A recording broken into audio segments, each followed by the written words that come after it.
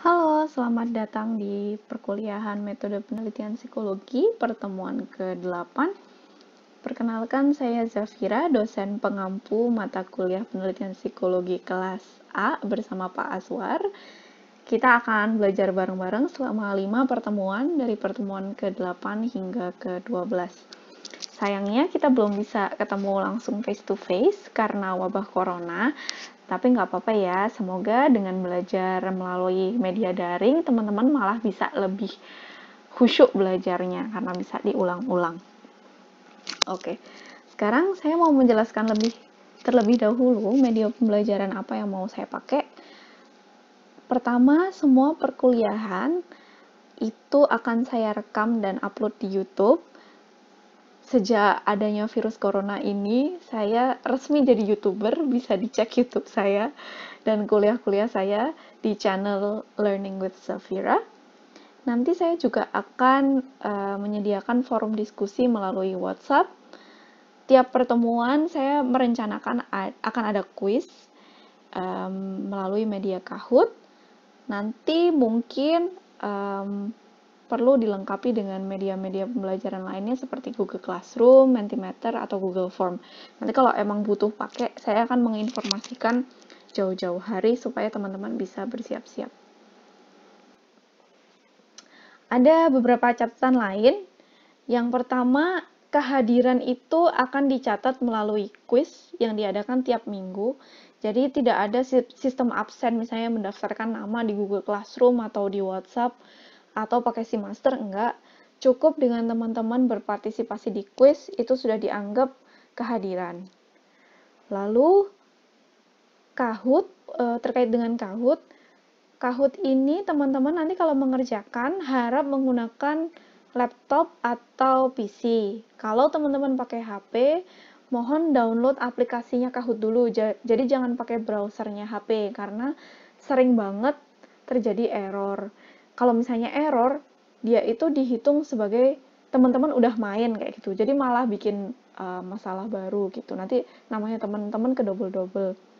Juga Kahoot itu kalau misalnya kita nggak bayar pakai yang free version itu, masing-masing permainan itu ada batasnya, yaitu 50 kali main. Nanti kalau misalnya teman-teman error, terus jadi namanya ke double-double, temennya bisa jadi malah nggak bisa ikut main karena kuotanya habis gitu.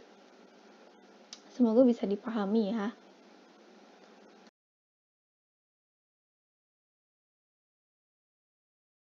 Ini adalah rencana pembelajaran dari pertemuan ke-7 hingga pertemuan ke-12.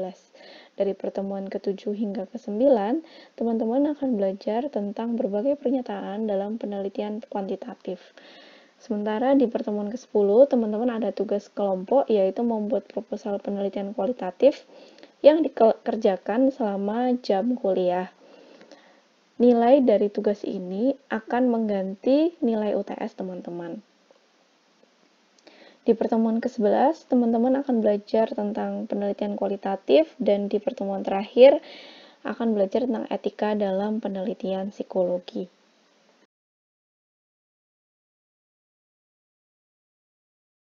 Buku referensi yang saya acu adalah buku dari Beth Morling, judulnya Research Methods in Psychology, Evaluating a World of Information, edisi tahun 2018. Mungkin teman-teman dengar dari kelas lain bahwa mereka pakai bukunya Shaughnessy. Nah, saya sengaja tidak memilih bukunya Shaughnessy karena saya rasa bukunya agak sulit untuk dibaca teman-teman yang masih di semester-semester awal. Bukunya Beth Morling ini emang diperuntukkan untuk pemula dalam metode riset di psikologi.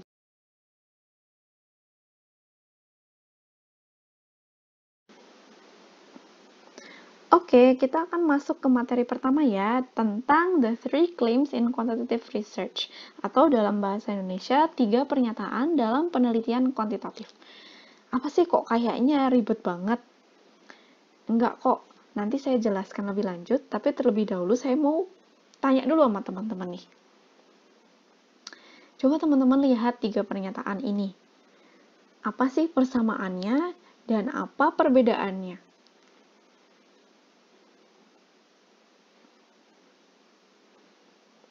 Pernyataan pertama mengatakan just 15% of Americans smokes, atau artinya dalam bahasa Indonesia hanya 15% dari orang Amerika yang merokok.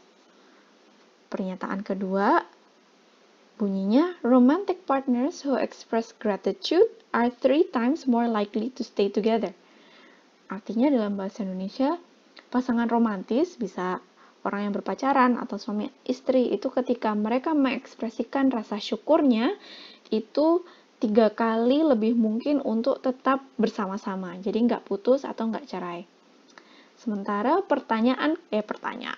pernyataan ketiga mengatakan pressure to be available 24/7 on social media causes teen anxiety. Atau dalam bahasa Indonesia artinya tekanan untuk selalu aktif di sosial media 24 jam dalam 1 minggu itu menyebabkan anxiety pada anak remaja. Apa yuk kira-kira persamaan dan perbedaannya?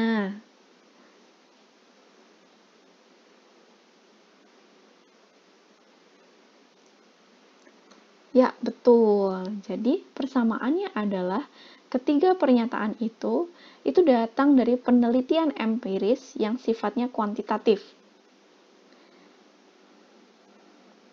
Perbedaannya apa, Mbak? Perbedaannya adalah yang pertama itu adalah pernyataan frekuensi, yang kedua asosiasi, dan yang ketiga kausal. Coba kita perhatikan lagi ya. Yang pertama itu dia menyatakan frekuensi dari satu variabel, yaitu variabel merokok. Sementara yang kedua, variabelnya ada 2, yaitu rasa syukur dan berapa lama bertahan bareng-bareng, lalu dikorelasikan. Jadi dia adalah pernyataan asosiasi atau pernyataan korelasi. Yang terakhir itu, variabelnya ada 2, lalu dia tidak mengkorelasikan, tapi melihat sebab akibat antara satu variabel ke variabel lainnya. Sehingga bisa dikatakan bahwa 3 pernyataan itu sama-sama kuantitatif, tapi ada pada level yang berbeda. Nah, ketika teman-teman adalah bertindak sebagai research producer atau peneliti, maupun sebagai research consumer atau orang yang mengkonsumsi penelitian, teman-teman harus paham perbedaan antara ketiga pernyataan itu. Sangat penting teman-teman paham, karena yang sering terjadi, terutama di Indonesia nih, peneliti itu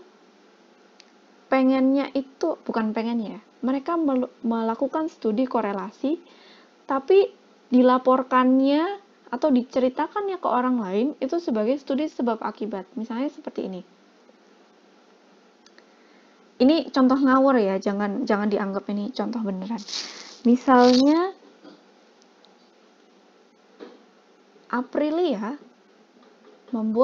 ingin membuat penelitian apakah ada hubungan antara orang yang banyak makan micin dan tingkat kecerdasannya.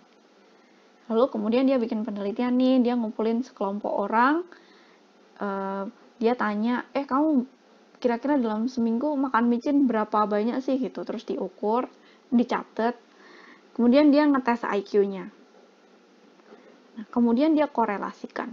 Jadi ini adalah studi korelasi ya. Harusnya hanya bersifat hubungan antara variabel satu dan variabel lainnya. Tapi ketika dia melaporkan di dalam jurnal atau di dalam makalah ilmiahnya, atau dia bikin caption di Instagram tentang penelitiannya, dia cerita bahwa wah, ternyata kalau misalnya banyak makan micin itu menyebabkan orang itu IQ-nya itu jelek. Nah, itu adalah kesalahan yang fatal. Karena studinya korelasi, tapi dia menyimpulkannya sebab akibat. Oleh karena itu, kita harus tahu bukan cuma bagaimana membedakannya, tapi bagaimana kita bisa mendapatkan data yang sifatnya frekuensi, sifatnya korelasi, dan juga sifatnya kausal. Bagaimana kita menyimpulkannya dan menganalisisnya. Nah, kita akan belajar hal-hal itu di 3 pertemuan mendatang.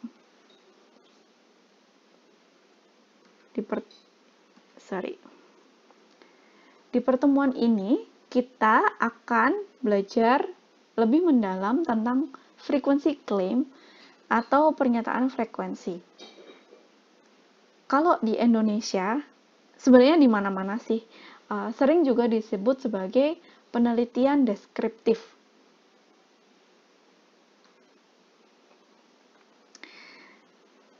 Sebelumnya kita dari tadi tuh bahas klaim itu apa tuh Mbak? Klaim itu adalah pernyataan atau argumen yang sedang ingin dibuat oleh seseorang. Saya di stop dulu aja. Oke, sekarang kita lanjut ke frequency claim, yaitu adalah jenis pernyataan penelitian kuantitatif yang pertama. Frequency claim ini juga kerap disebut sebagai pernyataan deskriptif.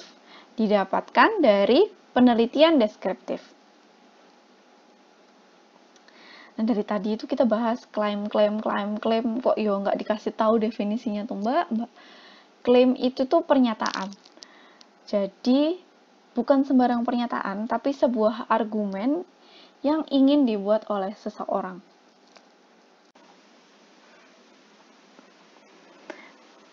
Nah, apa sih frequency claim itu? Frequency claim atau pernyataan frekuensi adalah sebuah pernyataan yang mengandung hanya satu variabel yang dinyatakan dalam sebuah rasio atau tingkatan. Sekarang kita lihat satu-satu ya contohnya. Ada beberapa nih. Contoh pertama, 4 dari 10 anak remaja mengakui bahwa mereka texting while driving.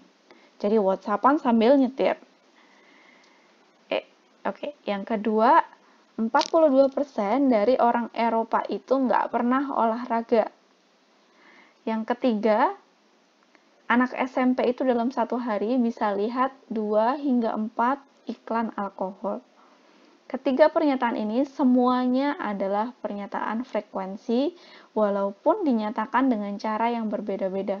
Yang pertama dalam rasio ya, 4 dalam 10 remaja. Yang kedua dalam persentase. Yang ketiga dalam jumlah.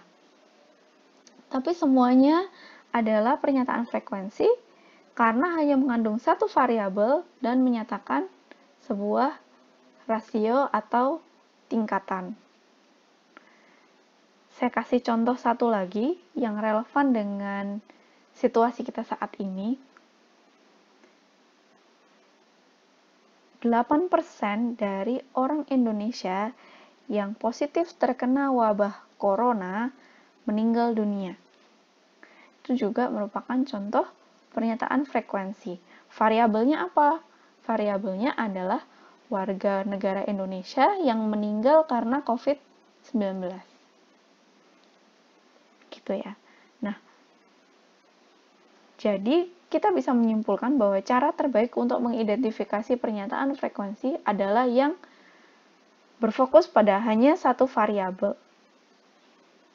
Karena pada dua jenis pernyataan lainnya, yaitu pernyataan korelasi dan kausal, itu selalu mengandung lebih dari satu variabel. Oke, yuk kita latihan dulu. Mana sih di antara 4 pernyataan ini yang merupakan pernyataan frekuensi?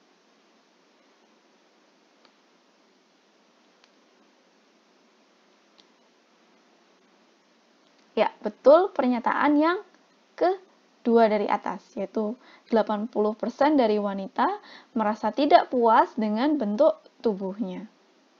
Variabelnya adalah ketidakpuasan dengan bentuk tubuh yang dinyatakan dalam persentase.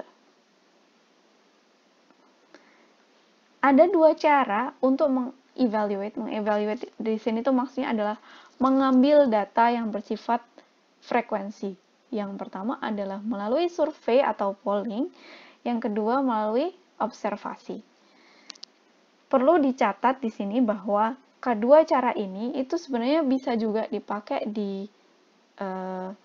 untuk mendapatkan data-data yang sifatnya korelasi maupun yang sifatnya korelasi. Tapi untuk mendapatkan data frekuensi, caranya cuma menggunakan survei dan observasi. Oke, sekarang kita akan bahas tentang survei dan polling. Nah, survei dan polling ini sebenarnya maknanya itu sama persis. Cuma polling itu sering dipakai dalam konteks politik. Dekat-dekat sama pemilu, teman-teman akan sering mendengarkan kata-kata polling. Polling mana calon presiden yang lebih layak memimpin Indonesia, dan lain sebagainya. Tapi maknanya itu sama persis. Nah, bagaimana sih kita mengambil data survei dan polling itu? Teman-teman pasti udah tahu lah ya, kalau kita melakukan survei dan polling, kita bertanya sama responden kita. Kita bisa bertanya pakai telepon, kita bisa bertanya lewat sosial media. Pasti teman-teman juga pernah lah melakukan survei pakai Instastory. Bisa juga pakai kuesioner yang di print, kemudian kita nyegat orang di pinggir jalan, terus minta tolong, boleh minta tolong nggak diisi survei ini. Nah, ada berbagai macam cara untuk mengambil data survei dan polling. Aduh, ada suara pesawat nih. Bentar ya.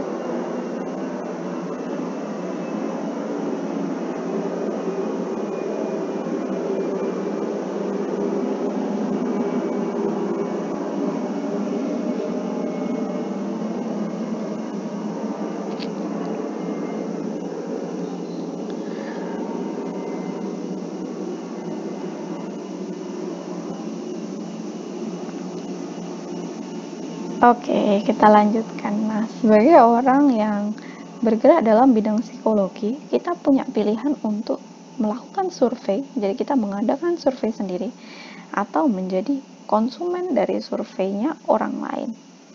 Nah, kita bisa misalnya contohnya membuat survei sendiri tentang stres yang dialami oleh mahasiswa selama KKN.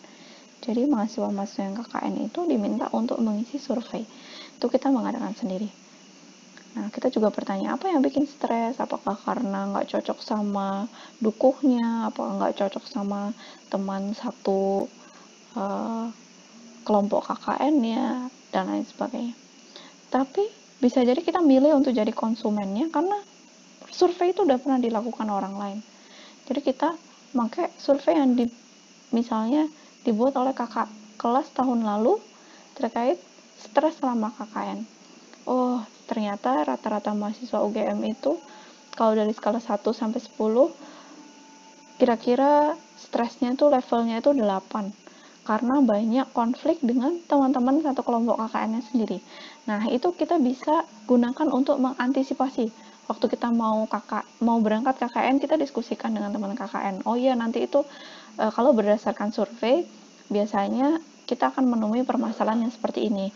Yuk kita antisipasi gimana caranya. Misalnya tiap malam bertemu untuk curhat hati ke hati dan lain sebagainya. Selanjutnya kita akan bahas tentang metode pengambilan data frekuensi yang kedua, yaitu observasi. Teman-teman pasti juga udah pernah lah melakukan observasi, walaupun observasinya bukan untuk penelitian. Mungkin teman-teman duduk di kafe terus ngeliatin ada orang pacaran di pojokan, itu wah mesra banget, terus teman-teman merhatiin dengan seksama, waduh pengen. Nah, itu kan juga observasi ya. Nah, kenapa sih kita memilih untuk melakukan observasi bukan survei? Kadang-kadang kita butuh data tentang apa yang sebenarnya dilakuin seseorang, bukan apa yang dirasa sedang dilakuin seseorang. Misalnya teman-teman tanya, dalam 1 minggu ini kamu sudah ganti contoh. Dalam satu dudukan saat kuliah selama 2 jam, berapa kali kamu mengecek HP-mu? Kalau misalnya pakai survei, dia akan bilang, ya kira-kira mungkin 3 atau 4 kali. Tapi itu kan perasaannya dia ya. Kita mengandalkan memorinya dia. Jadi, they think they did that. Mereka berpikir bahwa mereka mengecek 3 kali. Tapi belum tentu mereka benar-benar ngecek 3 kali. Dengan menggunakan observasi, kita betul-betul tahu mereka ngeceknya emang berapa kali gitu. Jadi lebih akurat dalam konteks-konteks tertentu. Tidak selalu menggunakan observasi lebih akurat, tapi ada kalanya menggunakan observasi lebih akurat. Dalam melakukan observasi, kita harus berhati-hati dalam menjaga construct validity observasi kita. Ada 3 hal yang bisa mengancam validitas construct kita, yaitu pertama, bias observer, kedua, efek observer, dan reaktivitas. Sekarang kita lihat satu-satu ya. Observer bias atau bias observer adalah ketika sebelum melakukan observasi, peneliti itu atau orang yang mengambil data itu sudah punya ekspektasi terhadap orang atau hal yang sedang diobservasi. Sebagai contoh, si Gani datang ke sebuah sekolah untuk mengobservasi agresivitas seorang anak laki-laki bernama Zidan. Waktu Zidan datang, bajunya lusuh, dia bau, rambutnya acak-acakan. Kemudian si Gani langsung mikir, kayak gini mah udah jelas, dia mah agresif anaknya kayak gini. Nah, ini rawan sekali untuk menciptakan observer bias, yaitu ketika dia mengobservasi, interpretasinya dia terhadap observasinya itu sudah terpengaruhi oleh biasnya. Itu hal pertama yang bisa mengancam validitas konstruk kita. Yang kedua adalah efek observer. Ekspektasi sebelum kita melakukan sebuah observasi itu udah buruk. Tapi lebih buruk lagi ternyata kalau ekspektasinya itu terpenuhi. Jadi maksudnya kita berekspektasi seperti itu, ternyata kejadian emang kayak gitu. Ternyata si Zidan ini benar-benar agresif. Nah, itu menciptakan sesuatu yang dinamai expectancy effect atau observer effect.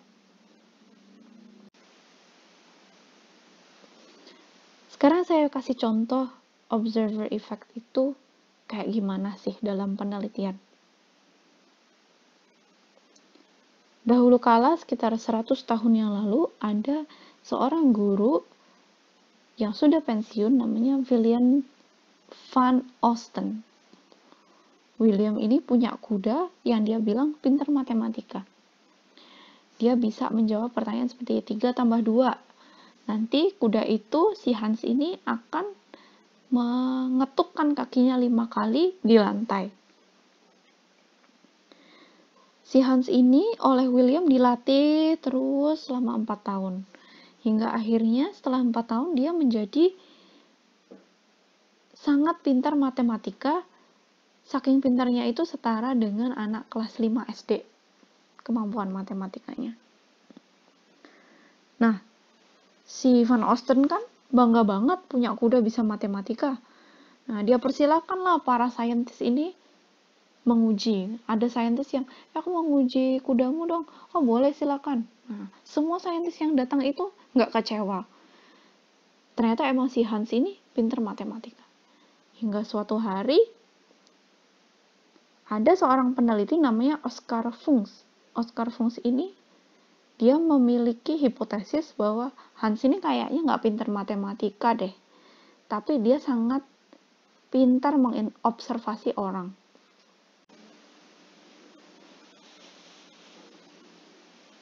Si Oscar ini menguji Hans dengan cara menuliskan soal-soalnya di secarik kertas. Nah, dia mengujikannya dengan 2 cara yang berbeda. Kadang-kadang soalnya itu bisa dilihat hanya si Hansnya sendiri, jadi dihadapkan sama Hans. Si Oscarnya nggak tahu pertanyaannya. Kadang-kadang Oscar tahu pertanyaannya, Hans juga tahu pertanyaannya.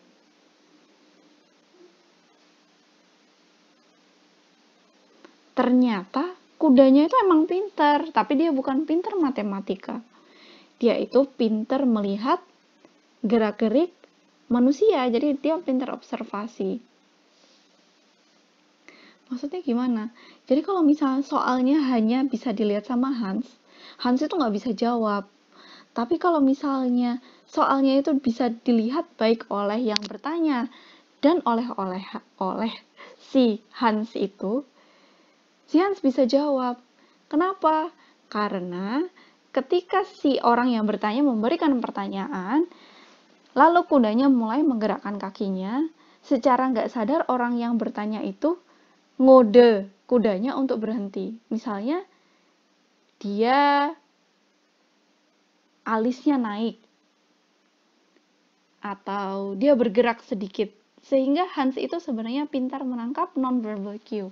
Dia bukan pintar menjawab pertanyaan, tapi ekspektasi dari si William van Osten di awal dan peneliti-peneliti sebelum Funks itu membuat mereka salah interpretasi.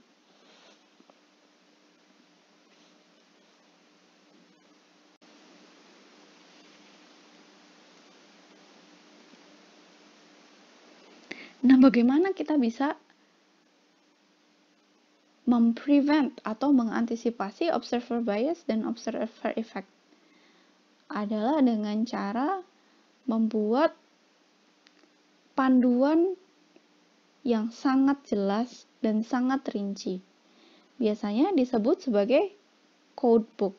Sehingga orang itu mengobservasi, nggak sembarang mengobservasi, tapi mereka tahu elemen-elemen apa aja sih yang perlu diobservasi.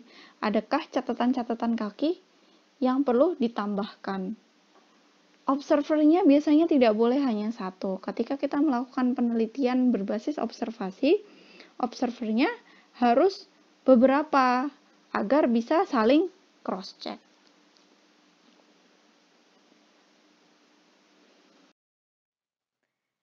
Ancaman yang ketiga dalam observasi adalah reactivity atau reaktivitas. Apa itu reactivity? Reactivity adalah perubahan perilaku pada orang-orang yang menjadi subjek observasi kita. Nah, mungkin orang-orang itu kita tidak kenal, sehingga ketika mereka melihat kita ngelihat mereka jadi berubah perilakunya. Sebagai contoh, teman-teman kalau datang observasi ke sebuah TK, terus ngeliatin seorang anak selama 10 menit aja, pasti anaknya itu perilakunya tidak seperti biasanya. Dia bisa jadi tiba-tiba jadi manis banget, atau justru sebaliknya jadi anak yang mengganggu teman-temannya misalnya. Nah, hal-hal seperti ini harus diantisipasi dan dicari solusinya. Ada 3 solusi. Yang pertama adalah dengan menggunakan unobtrusive observation atau observasi yang tidak kentara oleh orang yang menjadi subjek kita. Misalnya di fakultas kita punya one way mirror, kayak punyanya polisi-polisi itu loh. Jadi kita bisa melihat mereka, tapi mereka tidak bisa lihat kita. Itu adalah unobtrusive observation. Jadi mereka tidak merasa terganggu. Yang kedua adalah dengan menunggu. Jadi kita tidak sembunyi, kita berkenalan, membiarkan mereka berkenalan dengan kita sampai mereka nyaman, sehingga ketika kita observasi perilaku mereka tidak lagi merasa risih. Terakhir, kita juga bisa mengukur hasil dari perilaku itu. Kita tidak datang untuk melihat perilaku itu sendiri, mengobservasi perilaku itu sendiri, tapi lihat outputnya. Misalnya, saya ingin mengobservasi alkoholisme pada anak-anak S1, misalnya seperti itu. Tapi bisa jadi kemudian karena mereka nyadar saya ngeliatin, mereka kemudian nggak minum banyak-banyak. Nah, alternatifnya adalah saya datang setelah mereka selesai minum. Saya lihat, oh mereka minum berapa botol ya, di tong sampahnya ada berapa botol ya. Nah, itu adalah unobtrusive data namanya. Jadi, kedua metode itu adalah cara untuk mendapatkan data yang menghasilkan frekuensi klaim atau pernyataan frekuensi.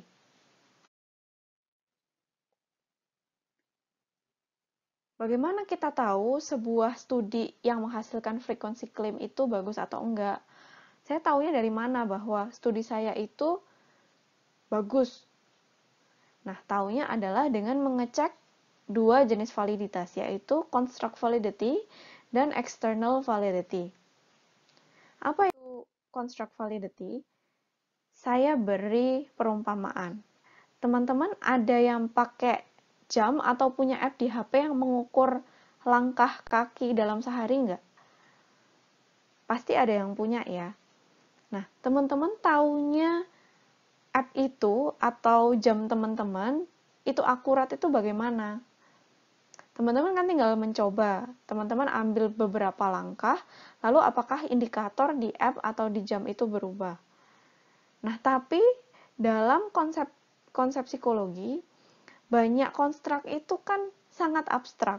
Sulit sekali untuk mengetahui apakah ketika kita mengukur sesuatu, yang kita ukur itu benar-benar mengukur apa yang ingin kita ukur. Karena banyak konstruk yang tidak bisa di-observe. Misalnya, attitude atau intention. Itu kan adalah konstruk-konstruk yang tidak semudah kita ngukur pakai pedometer. Kita harus bikin skala dan lain sebagainya. Nah, skala itu apakah benar-benar mengukur intensi, mengukur attitude? Nah, itu namanya construct validity. Kalau dia benar-benar mengukur konstruk yang ingin kita ukur, construct validity-nya bagus. Kalau dia tidak berhasil mengukur apa yang ingin kita ukur, itu namanya construct validity-nya jelek. Dikaitkan dengan yang sudah kita bahas di subbagian observasi tadi, kita jadi tahu bahwa observer bias, observer effect, dan reactivity itu mengancam construct validity karena membuat rancu apakah observasi kita betul-betul mengukur apa yang ingin kita ukur. Selanjutnya kita akan membahas external validity atau validitas eksternal yang merupakan validitas paling penting dalam frekuensi klaim. External validity didefinisikan sebagai sejauh mana hasil penelitian dapat digeneralisasikan pada subjek lain, situasi lain, dan waktu lain.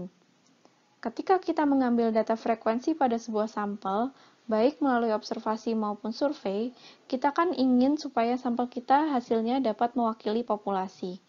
Nah, ketika sampel kita dapat mewakili atau representatif terhadap populasi tertentu, maka bisa dikatakan validitas eksternalnya tinggi. Bagaimana kita bisa mendapatkan sampel yang representatif? Adalah dengan metode sampling yang tepat, yaitu probability sampling. Sampling akan dibahas di PowerPoint lain.